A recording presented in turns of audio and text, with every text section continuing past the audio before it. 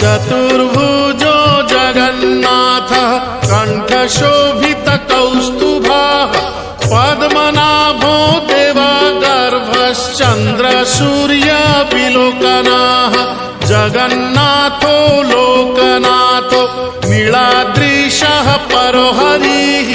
दीनबन्धुर्दया सिन्धुः कृपालुः जनरक्षकः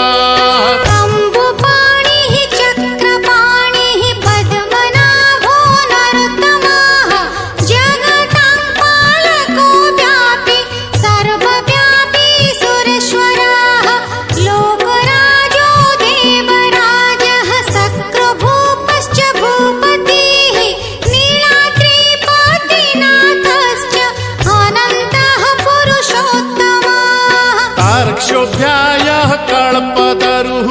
विमला प्रीतिवर्धनः बलभद्रो वासुदेवो माधवो मधुसूदनः दैत्यरिः पुण्डरीकाक्षो